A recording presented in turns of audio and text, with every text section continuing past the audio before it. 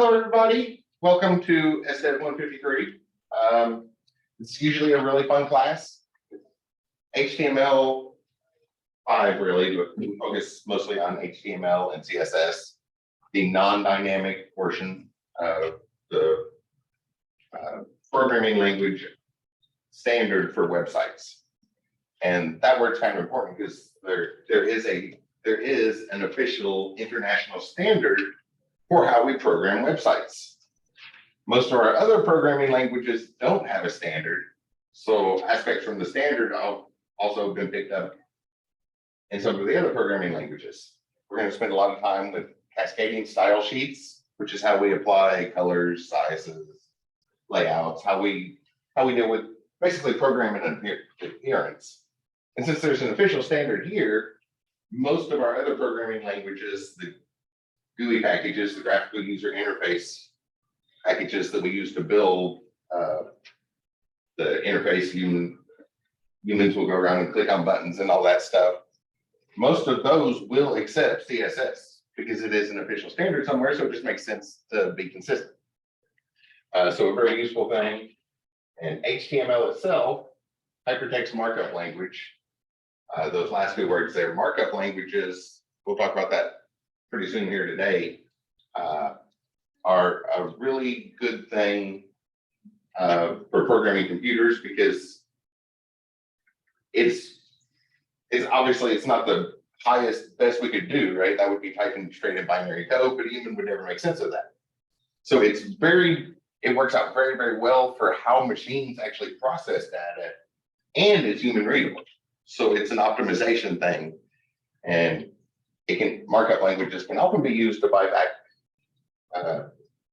inefficiencies we get other places because in other types of programming, we might do something that's really easy on our part, but bad for the machine, and we lose some efficiency there, and markup languages are often used to buy that back. We'll talk about that. We have a whole bunch going on. I jotted down some notes here. Obviously, day one, we're going to go over syllabus, course policies, things like that. Then we'll look at HTML example and talk about that thing I just mentioned with how it's good for both the human and the machine. And then set up our domain hosting site. I've already received a couple questions about that because there's some options on there. I guess I can mention that if anybody hasn't looked at it. So the standardized statewide shell that the Ivy Online courses use, it's set up to go use with the AWS, but I've never been a big fan of that because when you go on AWS cloud provider, as a cloud provider, you get a blank server. So before you do anything, you have to configure that server and set up. You have to configure that server to deliver websites. There's a shortcut way around, but it like triples the bill if you take the shortcut. And there's only $100 budget on that, which even if you go with the cheaper one, if you're in it 24 hours a day for 8 weeks, it's probably going to pass $100 budget in our course time. So I'm not a particularly big fan of that. So I went to a free domain hosting site that I've been using for a while. You get like 3 accounts, and each account gets up to 400 databases. That's one of the big things I like about that. And the particular one I chose, what I really like about that when I started using it as a place to test my web pages for full deployment and stuff, is somebody had the idea to show ads on the back end. So the developers see ads too, and then that covers a lot of things that we only see in the paid for domain hosting. So there's a lot of buttons that we wouldn't normally see in free hosting domain stuff. And it's 400 databases, but on their ads and stuff, they just say unlimited databases. That's a lot. And that's not 400 tables, that's 400 separate databases. You can pile all sorts of stuff into all those databases. It's a really nice domain host. I've been quite happy with it for a while. I don't mind seeing ads. I'm used to seeing ads, see them all the time. So if they're on the backside too, that's kind of nice. So we'll set that up, look at our first example. That way we started off doing something. It's a very active subject we learn by doing. Notice our scheduled time is 1 to 3:50 before our class, but I'm not going to stand here and talk about writing code for 4 hours. Some of you all have had me in class before. You can go through examples And that's sort of the class. That's what most of the lecture is going to be about. We'll talk about stuff and what it's doing, and then jump back and forth between diagrams on the board to try to make sense of it and writing the code. So this is a Learn Anywhere class. So you can join me here on campus. I'll be here every Monday and Wednesday, 1 o'clock. Or you can come on through the Zoom call. But even before the pandemic, when things like that showed up, I was still broadcasting my lectures across the internet. I was using Google Hangouts back then because the examples are all writing code in the SDEV classes. And that means if you're following along the example in class, which you should be doing because it's an active subject, you're looking at text, and that's even harder if you're in the room from the projector. So I would always broadcast things across the internet. And now with the Learn Anywhere, I think it's really nice. It'll be a minute before we get to the example, but I would usually recommend going ahead and log into the Zoom call as well. And that way you have that example on the screen in front of you and not to sit somewhere else. So even if you're in the classroom and you have your own laptop that you're going to work on, you can use one of the school's computers to log on to Zoom call and then see the example. Then it'll be a minute before we get there because we have to do the boring stuff first, right? Talk about all the course policies and yeah, the boring stuff. Y'all know how that goes, right?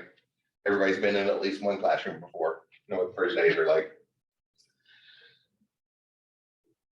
So I'll go over to Ivy Learn and pull up the syllabus. I'm not going to read through the whole syllabus, just hit a few key points. Some of y'all who haven't had me before in class, there's a couple things I do different than some of your other instructors. But I always like to point out, so it doesn't confuse you when like due dates change and everything's not due at the same on Sunday. There's Orlando. I'll add his name to the list and give it a second so his mic kicks on. Okay, yeah, probably on now. Okay, so SDEV 153, here's our course. Take that picture with the, looks like a big server room. We'll start with the syllabus. So right up at the top, there's my contact information. I do go by Chris. For those who haven't had me in class before, I just go by my first name. No reason any formalities or anything.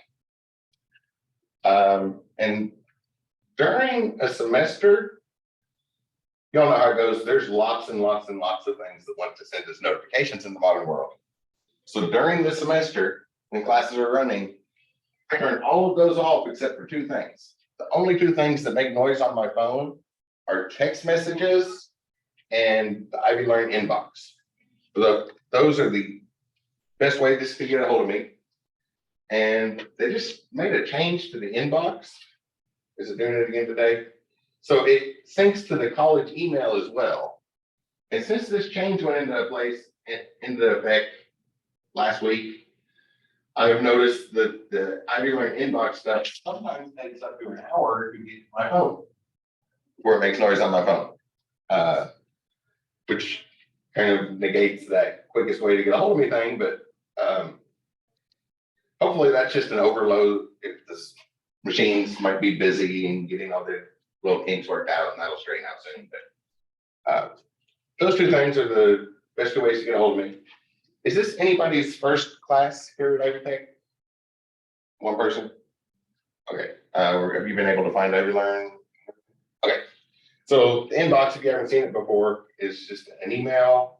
Well, they synced it to the college email, but it's a pre-filtered email. So in the compose button, you can choose, like, say, just this course. Which course is this? Probably this one. Yeah.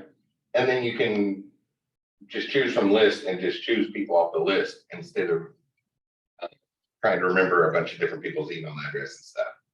And it does forward to your regular email. While I'm over here pointing at things, another really, really useful one, some of y'all may not have seen this even if it's not your first semester, is there's a calendar built into Ivy Learn, which automatically links to all of your courses. It's a nice way to keep things straight. Oh, looks like I have everything turned off. Let me turn that on.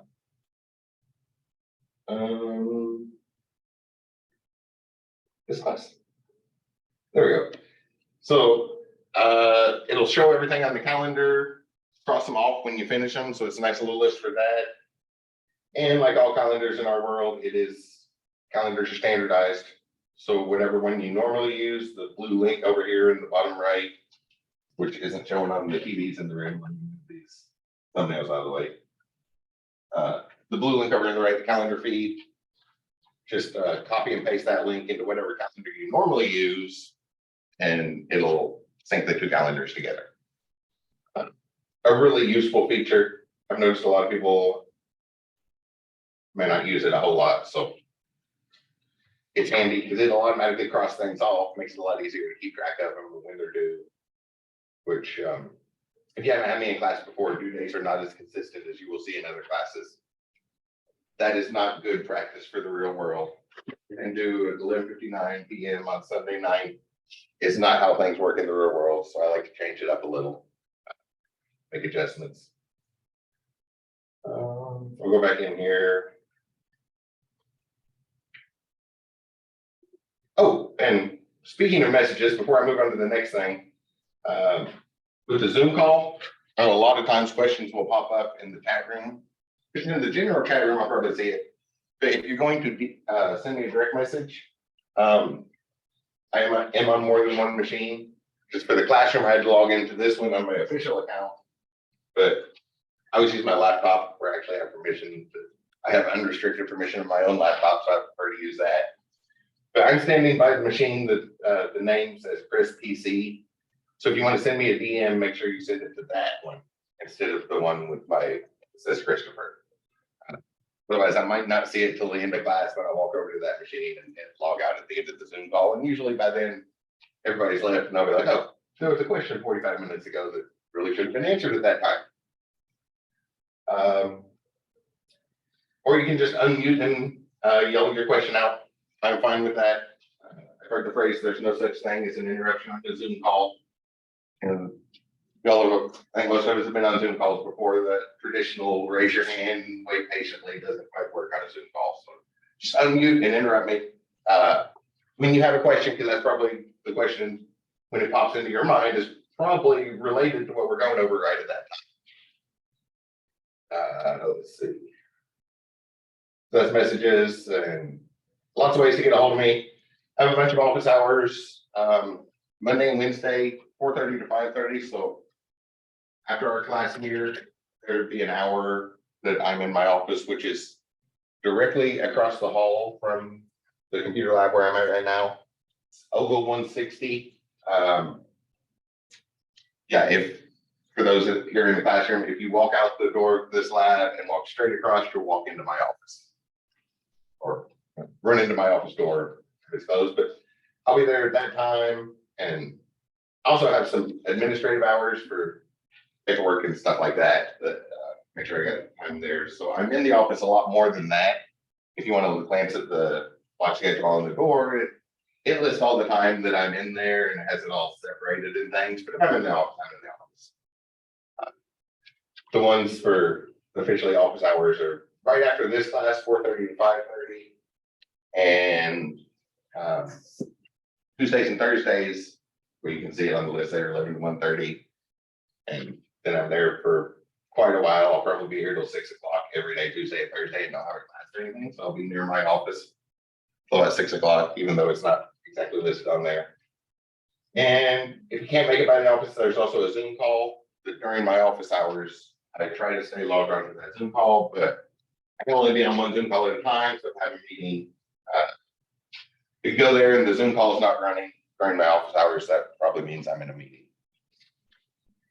And I also do Sunday office hours.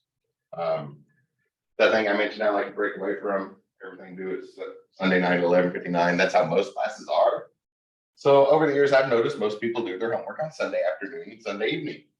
So for 4 to 5 on Sunday, I am also on the Zoom call. I used to be in the course chat room as well, but the only time people ever came to the chat room was to put send a message, can we hop on the Zoom call? So now I just do the Zoom call all the time anyway. But lots of ways to get a hold of me. I'm always happy to help. And if none of those times work out, oh yeah, I almost forgot about this one. Also the metaverse, there's my link in the metaverse, but I found this a Mozilla gathering site, which they were creating this alternative to Zoom. You know, it's actually a 3D room we go in. If you have the headset, you're in the whole VR thing with both the movement and the teleportation, so you don't get to avoid the motion sickness. But if you're on your phone or laptop or desktop, then it's just like a 3D video game. You're walking around that way. And everybody that's tried it so far says that the phone is definitely the easiest way to navigate to it. It's kind of a nice one. They have like audio features, so your avatars are standing there facing each other, and people across the room across the gathering room can't hear you. It's just like actually standing in an actual room, or it's at least muffled. So I've been using that, but I think I put my actual Meta username on there. Trying different things. I haven't really tried that, but I figured I should probably start trying that. A lot of people have VR setups nowadays, especially since they fixed that motion sickness issue. Figured out how to deal with that. That used to be the big bane of it. You could only go, even hardcore computer people could only go for about 20 minutes before they had to take it off and take a break. But they're becoming more popular, so I thought I'd give that a try because it's a good way to meet people and interact with virtual objects and stuff. So if you want to give that a try, let me know. And set up the links to the meeting room and stuff. In short, there's lots of ways to get a hold of me. But again, during a semester, text messages and the Ivy Learn inbox are the only two things that make noise on my phone. It's really peaceful compared to like over a break when I go ahead and turn notifications back on, and Reddit sends a new notification every 15 minutes or something. Educational support, if you have a problem with the LMS or Ivy Learn, you might also hear people say Canvas. Canvas is the product, but Ivy Tech likes to customize everything. They at least to give it a green style sheet, which is one of the things we're going to study in this course. How we set up those styles are separate from whatever program it's applied to. So we can move those back and forth, and then Ivy Tech has this nice Ivy Tech styling, so they can just use that cascading style sheets to put their style on any software they pick up and give it a new name. So we just got a new EdTech person this semester. She started the day before the Christmas break. So 10 minutes here long. There's a link there if you need to send her a ticket or get a hold of me, pass things on to her. You know, if you're going to go on this disability support, I just like to point out on this one that catches people by surprise. Obviously, like in most of our society, there's lots of support if you have any disabilities and need some accommodations, help, things like that. One that catches people by surprise is people coming from high school into college, because in high school, that is all automated. The school already has your medical records. They know all about that. You never have to contact them or anything, and everything's already set up. But once you hit that line, you turn 18, become an adult, or for those who are in high school and have already started taking that jump ahead and started into college, count as an adult. So that counts as personal information. So when it's personal information, people don't have those records already. So if you need disabilities accommodations, you have to take that first step. All you have to do is reach out to these people. The people in that office are great. They will get everything going. But unlike high school, they don't already know that. And even if you're in high school, so maybe a 15-year-old taking a college course, you fall in that criteria. You get treated you're in an adult situation, so you get treated as an adult, which means that's private personal information, and you have to let them know you need accommodations. And then there's lots and lots and lots of accommodations. They will basically handle everything like what you were probably used to from high school if you're in that situation, and they will tell me what changes I need to make on things. Just have to make that first reach out to them. The tutoring, if you weren't familiar, Fowl Hall, the front building here on campus is being remodeled. Baptist Healthcare gave a huge chunk of money to remodel all the medical field stuff. And that's that's the biggest thing here at Ivy Tech. So if they're remodeling half the classrooms, they just went ahead and extended that, and they're doing a big, huge remodel that was way past due. So things are being shuffled around, especially in the front building, but as things get shuffled around, it'll happen in Ogle Hall as well. It's gonna be extra noises from construction, maybe some dust, things like that. We just have to, kind of have to accommodate for that this semester. Be prepared for it.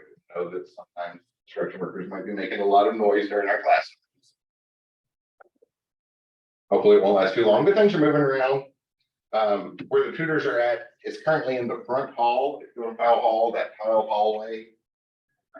Start going down the tiled hallway, there's the bookstore, and then you walk past the academic advising office. Most people have probably been in there. If you keep going, the very next office is where the tutoring is currently located. And there's lots of tutoring available. I'm in there, I'm just in there on Fridays this week, but on Fridays, when I don't have a meeting, I'll be in there. The former dean from School of IT is in there, so he can help with all the IT courses. There's at least one student tutor that helps with IT stuff, so there's help with IT and lots of help in general, though. There's math, chemistry, writing, and help for lots and lots of subjects here, if you need it. There's the link to their schedule. Ivy Life is the clubs. We have a very active computer club going now. After the 2-year shutdown, humans are a social species. So when people started getting back to campus, there were some people anxious to get the club going, and it got rolling. Started last spring, and we are already up. Last time I looked, there was 30 members, which is the biggest I've ever saw the computer club get. People were ready to socialize again. Are you all doing the D&D thing again this semester? Yeah, we've changed it to Tuesdays. Tuesdays. What time? 6. And Tuesdays at 6 o'clock every week. The tech club. It used to be called Computer Club, but then they decided they wanted to rename it with technology because there's a lot more than just computers, right? We live in a very interconnected world. So technology in general, it's the tech club, but on Tuesdays at 6 every week, there'll be a big D&D game here on campus, right? Yeah, here on campus. If you want to enjoy D&D, which a lot of people in the IT program seem to enjoy that game. It's almost like they go hand in hand. And other events going on. I will get a list of the events as things get rolling and let you all know when there's big events coming up. Also, usually at the end of the semester, at the end of the courses, end of the 8-week terms, usually do a big game jam just to relax after a big hectic semester. Everybody together and have a big landing party, just play video games and eat pizza all afternoon. It's a good time. So that club is available if you're interested in that. Testing center, you can read that. We don't have any proctored exams for this class. So any quizzes, exams, multiple choice things are all open book for this class. So you just take them when you're ready. The library, you can read that. Ivy Plus Career Link is what used to be known as EE. I already forgot that. EECC? No, that's not it. I already forgot the letters. It used to be something that nobody could remember what the acronym was for. But there's an office here. Everybody comes to school for the same reason, to get a good job, right? Well, there is a department here that helps with that. To help you with your resume, practice interviews, work on those soft skills, and help you get ready to look for a job. And then they have a lot of connections, so they also get a lot of. They're one of the first people that gets notified when a business in the area is hiring.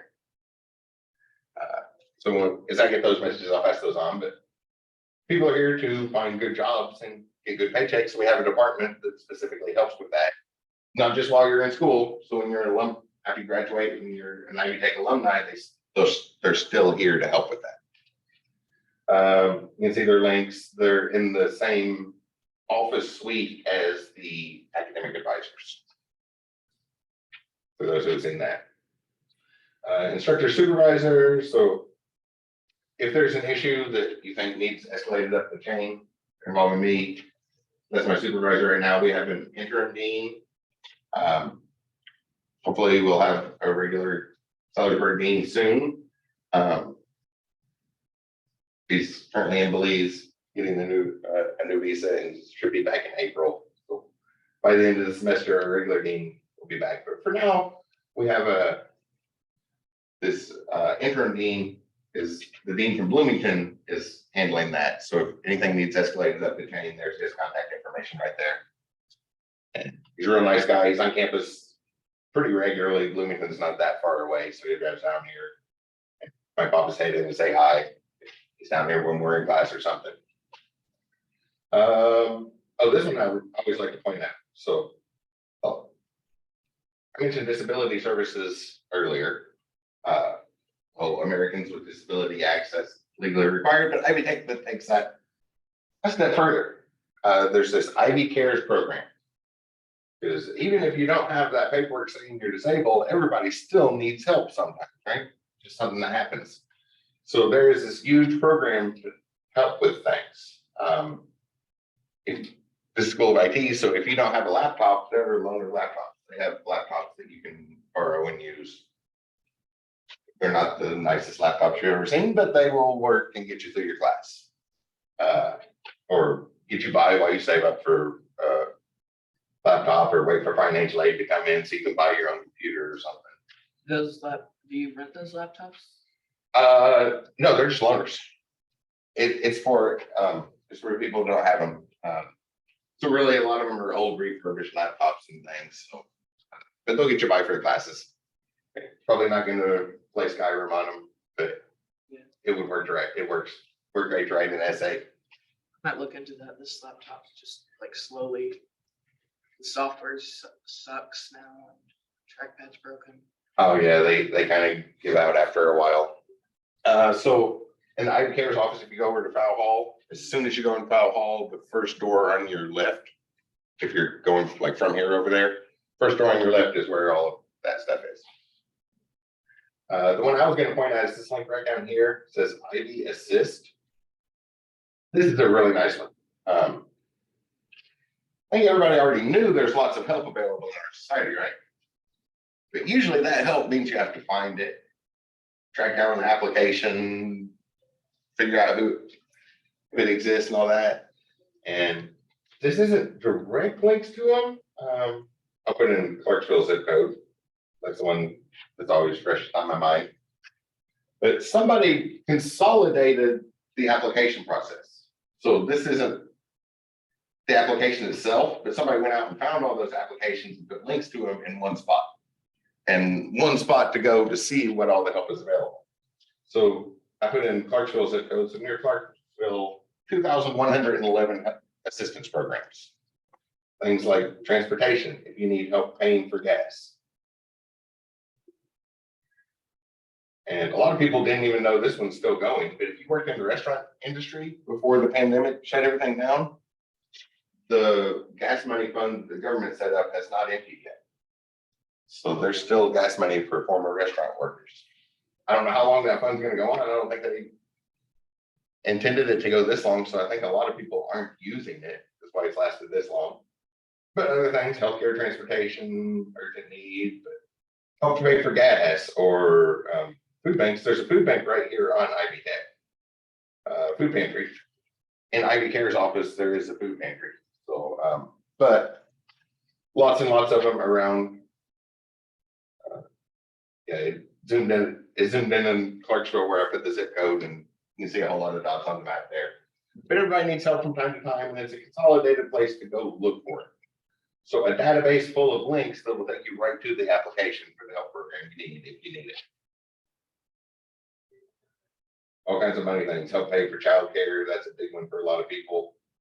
Help paying for school, lots of different things. Y'all can look through there.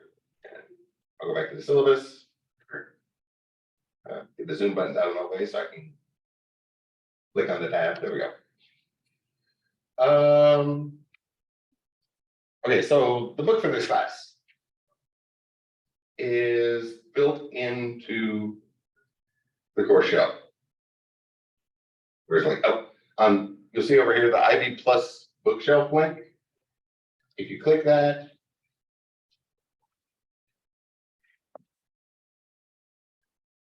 once the internet catches up, it eventually there. So here's the textbook. The only change from the 9th to 10th edition is the 10th edition is ebook only. So they dropped the paper. So if you can find if you prefer paper ones, the 9th edition is perfectly fine. Oh, wait. Was it in the 9th edition? Yeah, I think there's something about CSS and Flex, which I believe was in the previous edition before they did that. But I'd have to dig through. I have a stack of these sitting at home, going back to like the 7th edition, I think. But the ebook is included right here. You don't have to pay for anything. Every week there's going to be a programming assignment out of this, and they build on each other. So the homework assignments are, I can't remember which one it is. There's like 3 different case studies. One of them's a camping resort. Another one is a coffee shop, and the other one is a something to do with fish. And every year we alternate between them. I can't remember which one I stuck on there for the assignments this year, but one of the 3 case studies in here, and then every chapter adds to that website. So it just builds up the website over the semester, which that's running really, really slow. Eventually, there we go. So all the advantages of an ebook, like the index is all links, so you can get right to the page, go to the index there. Control F is very useful, actually find stuff. Advantages to the ebook, but it's built right into the course.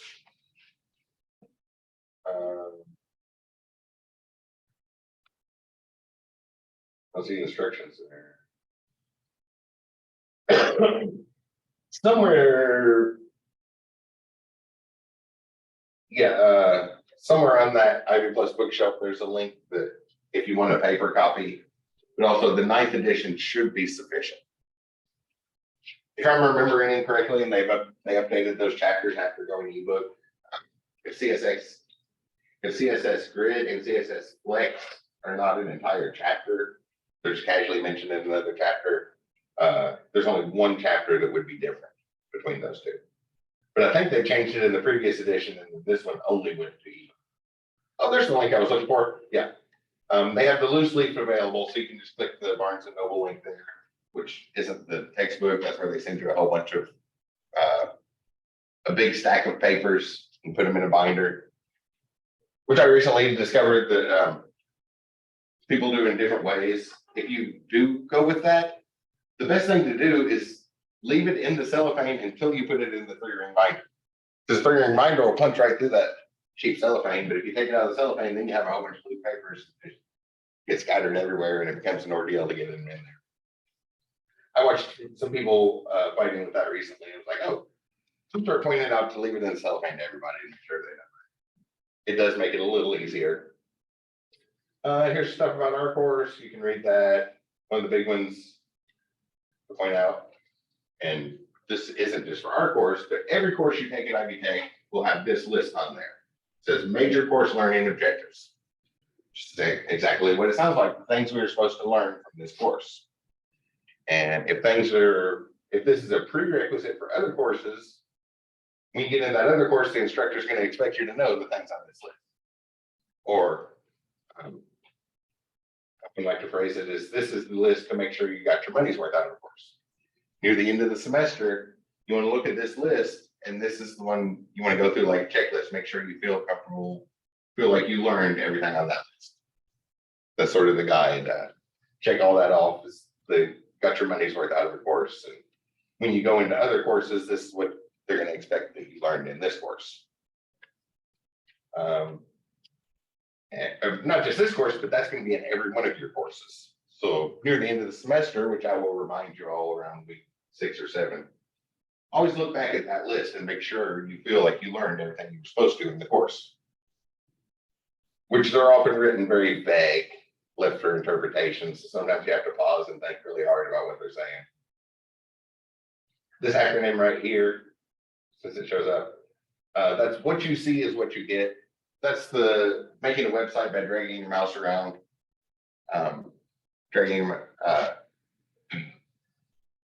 There's not many examples of it anymore because all the examples I can think of are like content management services, which is actually something different. Set content management services like WordPress and Drupal, or that's something much more advanced. What you see is what you get is where you would end up with a static page. You don't have a big, huge database on the backside, just a web page like we're creating, but you do it all by dragging your mouse around, which is actually what this course is the thing to is working towards. We're going to write our web pages and text editors. We're going to open up a text editor, write code to build sort of an encoding thing instead of a scripting thing. We'll encode some data and the computer will know what to do with it. So we'll be writing code. But ultimately, the people that make websites do a lot more dragging their mouse around, right? For the industry. So if you're in this class, this is the pathway to make those things. That's why it specifically says don't use the what you see is what you get sort of software, because this is the pathway to learn to make that.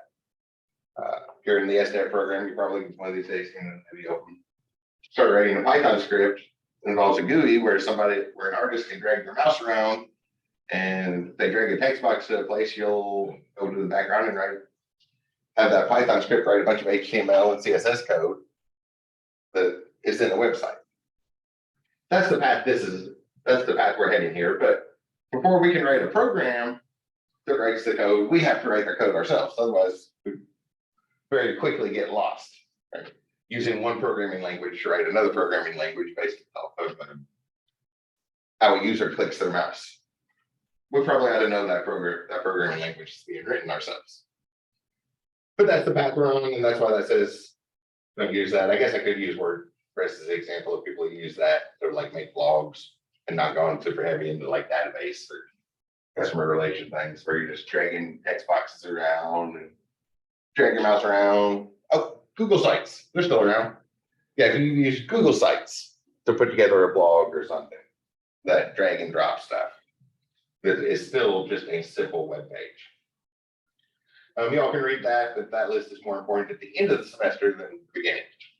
Academic honesty, don't cheat, copyright stuff, ADA statements refer to disability, we talked about that. Title IX statement, everybody knows what's expected in our society. You're in here, it should not come as any expectation. Societal expectations should not come as a surprise. If you're in a college course, even if you're still in high school, if you're in an adult situation, be treated as an adult. Or Title IX violations, I guess it could be phrased as tried as an adult. Everybody knows the standards for that. Gotta mention that though. Oh, not back to our course. So Learn Anywhere course, I'll be on campus every day. I'll be on campus every day. But on Mondays and Wednesdays, I'll be here in Ogle Hall, room 158, and you can join me on campus. Log into the Zoom call, either way works. If you're on campus, most of the classes are going to be follow along examples. We'll be doing stuff, making web pages, and we'll make simple web pages. They might not even look good just to see the style and stuff, and something you have for reference when you go to do your homework. The expectation of what's going to be in the homework in one spot, so you don't have to go digging through 50 YouTube videos to find the one that covers what you want. Those sort of examples. Maybe a couple more advanced examples. So if you're in the classroom, you might want to do all as well, just to be able to see that clearly. And it's on the screen in front of you. Due dates are a little different in my class than what you may have had in other classes. First thing is, I remember once, once in particular, it actually happened more than once, but having a question about homework and being told, well, you can ask in class. But in the particular class, homework was due as soon as class started and there was no late submissions. One of those classes, if you got there at 9:32, you didn't get a chance to turn your homework in because you weren't there at 9:30 when the teacher collected it. And then over the weekend, when I was told to ask in class, it's like, that means there's no way I can do it before it's due. So in my classes, there's always a chance to ask questions. So There's a Monday, Wednesday class, even though this previous Monday was closed. Next Monday, we'll start module 2. So our homework for module 1 won't be due until Monday evening. So we'll start into the next module, and that way in class, there's a chance to ask questions before the homework's actually late. That's the general assignment policy for homework and quizzes, which can be accepted late. There's a point deduction, 3% every day it's late, which does stop at 50%, which I also stopped grading at 50%. I'm going through grading homework, which hopefully it'll never show up, but if there's a lot of marks off, something completely misunderstood, first off, I'll probably send you an email instead of finishing grading it. But the furthest I go is when it hits 50%, I stop grading, because that's at least a high F and it can be recovered from. Keep taking points off, it's harder to recover for something. So once it hits an F, I usually stop grading. But the point deduction does eventually stop. But homework you can turn in, if it's labeled assignment, you can turn it in to the end of the semester. And this is what's very different about mine is depending on the type of assignment, the due dates and late policies change. Quizzes, you have 7 days to do those. Exactly 7 days exactly. Those will both be due the following Monday, with the obvious exception of module 8, because the semester ends on a Sunday. Sunday at 11:59 p.m. is when the final cutoff is for everything. So obviously that last one has to move back a day and be due on Sunday instead of Monday, but there'll be reminders before then. So 1 week to turn in quizzes late with the point deduction. If it's labeled assignment, you can turn in late up to the end of the semester with the point deduction.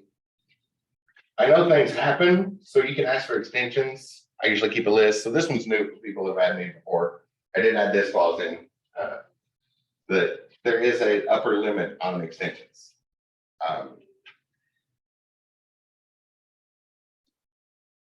So if you say ask for module 1 homework is going to be late, and you say, can I have a couple extra days to do module 1 homework? And then come to me 2 days before the semester ends, asking if you can have an incomplete because you haven't done any homework all semester. That's the sort of thing that'll inspire me to put a new policy, like what's highlighted right here, into the syllabus. But all right, that's 8 weeks later. Homework was never mentioned again. So I added this statement, there is an upper limit to that. So obviously different situations are different, but the expectation is going to be 3 days.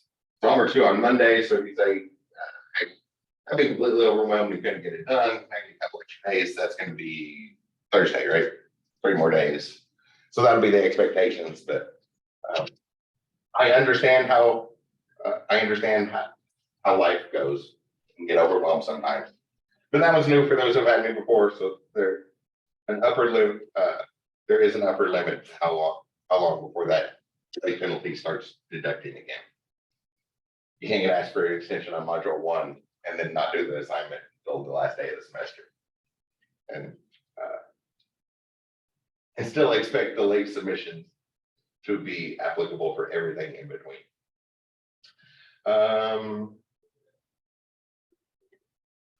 Setup assignments, you only have 1 week to do those, which obviously you have to turn those in. You have to do those anyway in order to do further work. Like this week, you have to set up your domain hosting where you're going to host your websites at. Because you're not going to you're going to write a bunch of HTML and CSS code to make a website, but you're not going to send me those files. You're going to post those on the internet. You're going to tell me where to find them on the internet.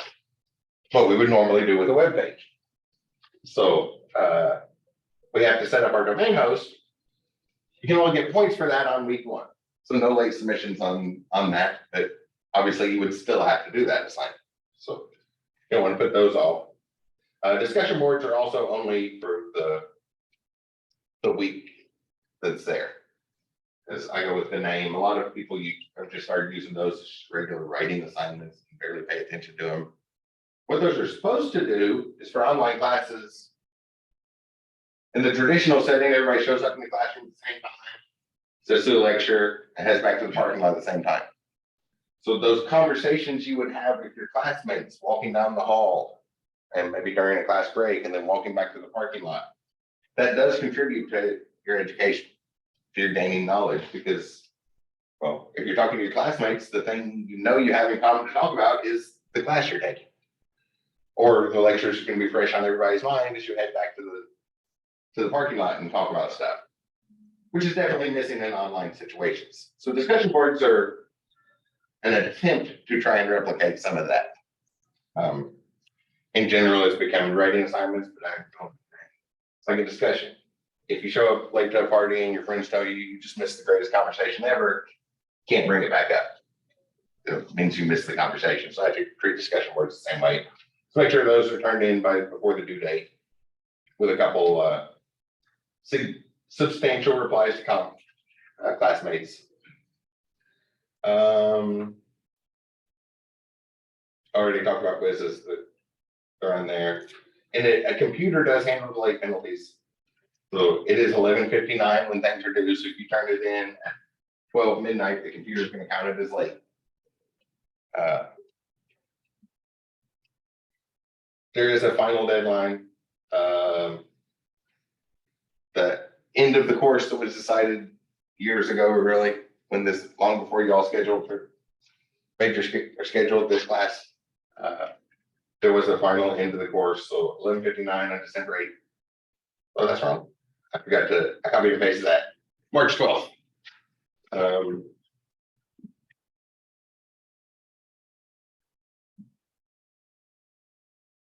I will change this right after class. That's wrong. That should be March 12th. And I will change it here afterwards. So 11:59 p.m. on March 12th, 2023, obviously, is the final cutoff. But I will remind you about that. And then I'll get all the grades done. Dates are in Eastern time. We get that March 12th thing. Exams are a little different. Exams, there's always exactly 7 days to do an exam. Usually they will open on like, they might not be due at the same time as your homework as well. Most often the exams will be on a calendar week, which is Sunday at midnight to Saturday at midnight, like what it shows on a calendar. So exams change. Yeah, the big thing is, if you haven't had me before, pay attention to due dates, because I do not do the consistent due dates. I do not think that's good practice for the real world. Everybody in here has been alive long enough to know that that is not how the real world works. Things change. We have to stay on top of it. So I like to do that in the classroom as well. I left the default makeup policy in. You can drop the course to January 24th. There's drop and withdraw. A drop is when it's like you never took the course.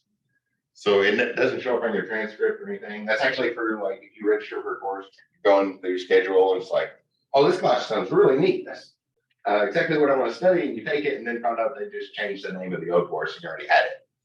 You don't need to take it again. So the drop would remove that from your transcript. Drop, then you withdraw from the course and the W does still show in your transcript.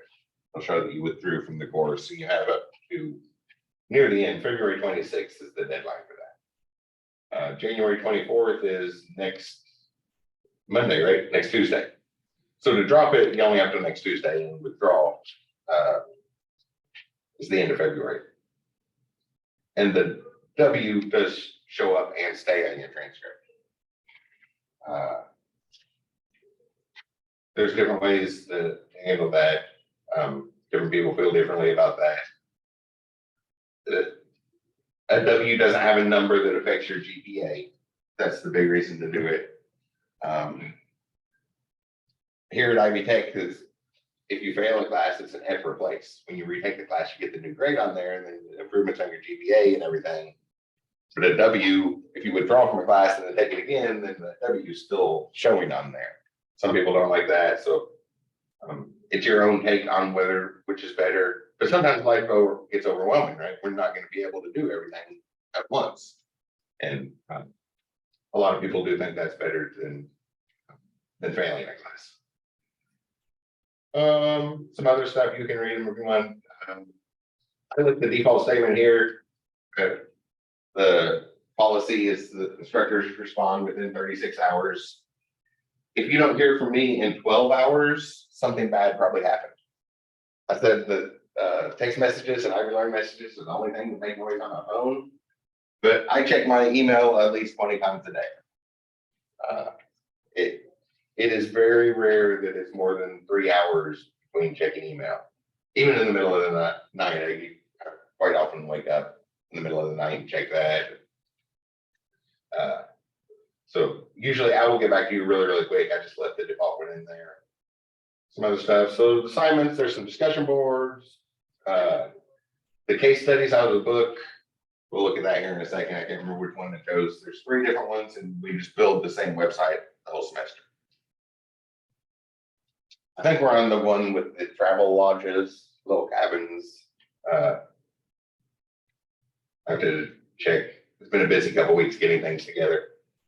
I spent the break building a course shell for a course that apparently has never run anywhere. Nobody in any Ivy Techs had any previous work of it. So I spent the semester or the break reading the textbook and putting together quizzes and exams and trying to come up with a plan for that and get as much of it done as I can. Quizzes every week. Something just made me think about that. I can't remember what I was talking about. Sorry.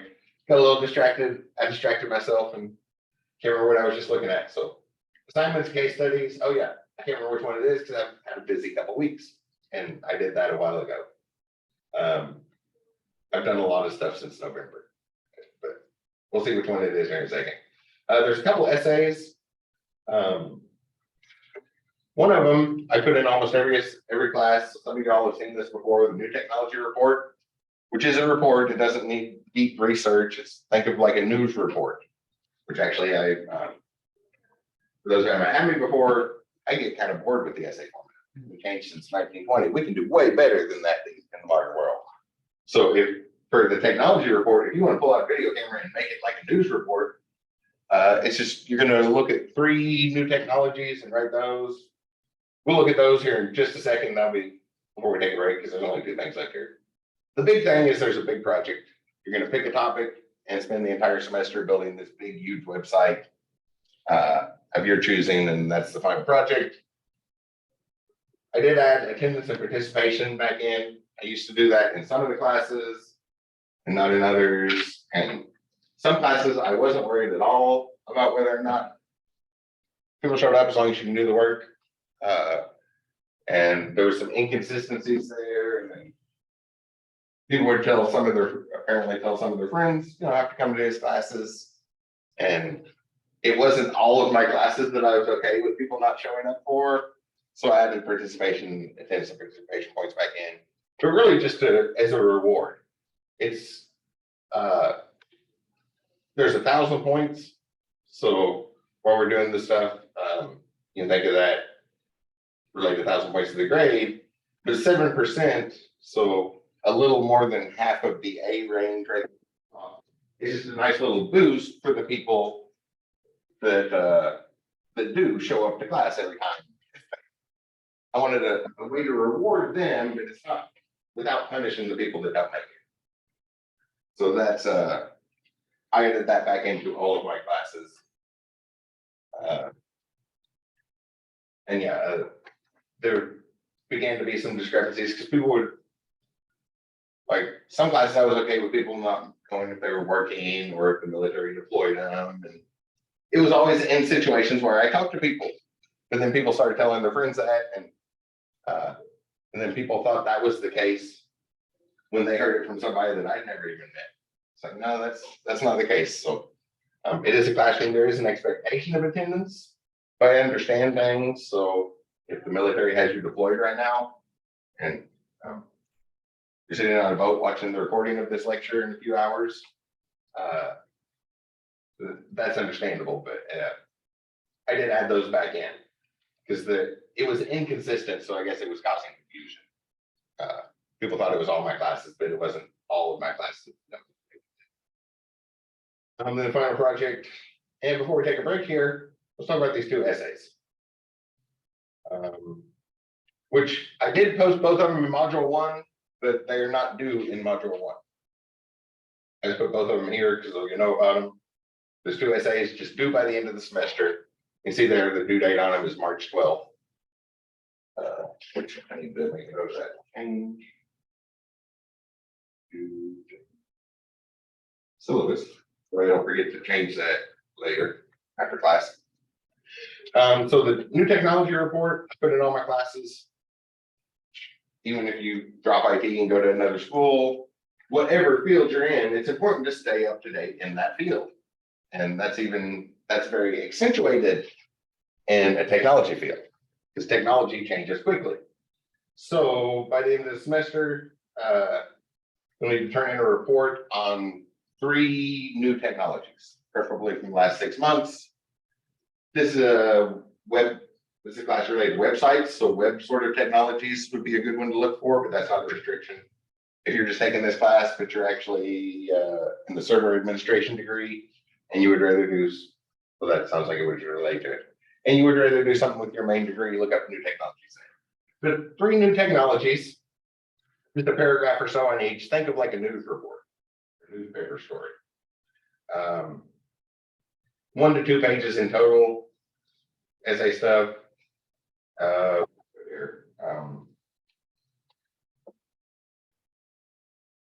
it looked like he'd already come in. So that'll be due by the end of the semester.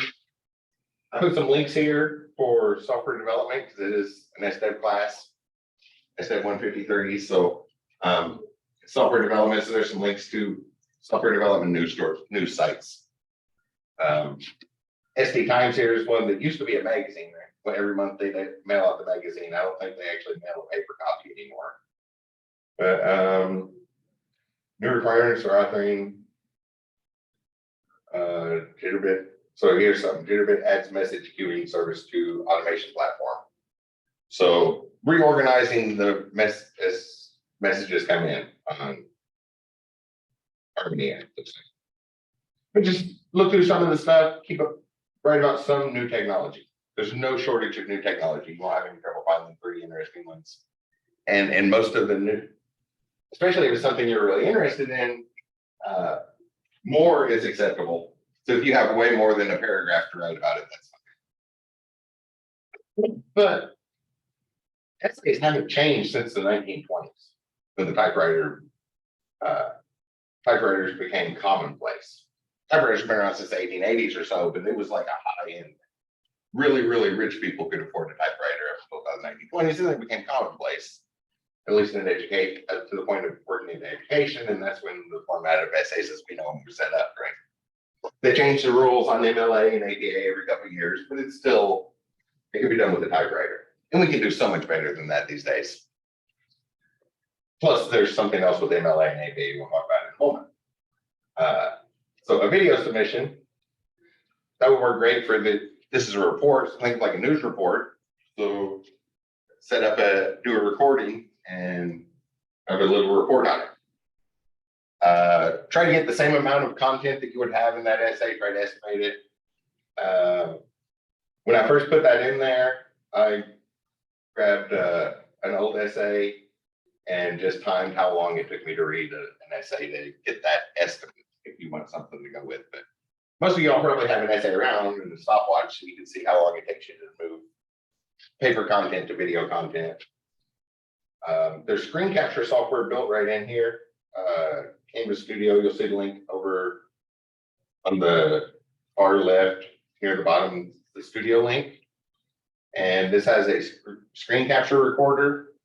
The very first time it will download some software, Webcast-O-Matic, which is a really nice one and usually paid for.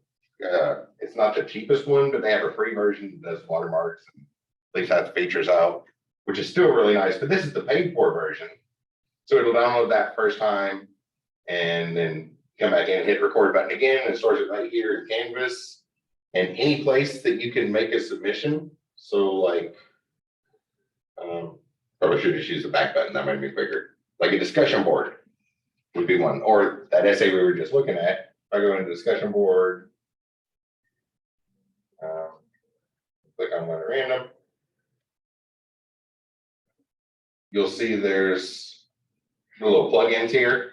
So if you do your screen capture with Canvas Studio here, under the plugins, you go to view all, and there's a button right here that you can pull it pulls right from it to the submissions. Or in a regular assignment submission, there's different tabs. Most people go to the file, are used to the file upload tab. But one of the tabs is for Canvas Studio, and you can see all the recordings that you made.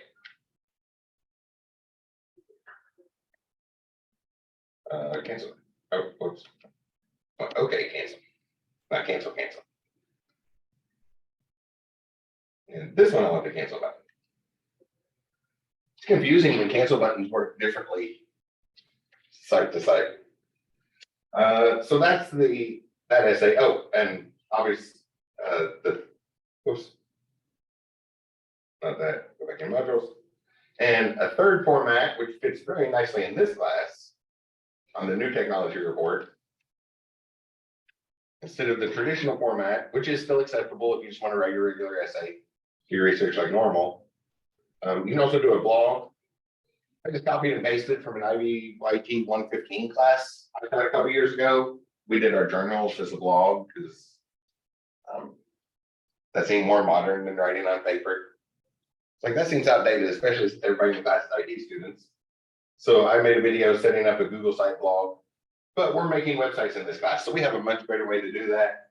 So I just copied and pasted that. If you just want to make do the new technology report as a website, that would actually fit very nicely in how we convey information about new technology in our world. Or I guess the technical word for that is disseminate information about new technology is usually done through a blog. So if you want to do that format, that would be acceptable for that as well. The other essay assignment, and then we'll take a break. HTML essay. This one does need to look like a traditional essay. But the thing is, this is a software development class. And the traditional essay, what you're probably thinking of is opening up Microsoft Word and clicking those buttons for formatting it. But if you're in this class, you're in a software development program. So I'm not concerned with whether or not you can click the buttons in Microsoft Word. I'm concerned with whether or not you can make the buttons. So I always include assignments like this. And especially in this class, people have a lot of fun with it. We're doing HTML and CSS. So you'll do a research essay, typical thing, but then it needs to look like a printed piece of paper. And it needs to look like an MLA essay or an APA if you just would prefer to do APA or more comfortable with that. An MLA one is a little bit shorter, but either one of the two big styles, it needs to look on the screen like you hit print, right size. And right, we can do that on a website, right? And Control P, and we see this thing that just printed is not what the website looked like. So it also needs to, when I'm grading it, if I hit Control P, it needs to print like a tradition in the MLA or APA format. That might sound like a lot, but people almost always have a lot of fun. Once it's done, the complaints always happen before people start working on assignment. People think it's really fun. It's this software development. I'm more concerned whether you can make the button than use the button. So I do things like that in a lot of classes.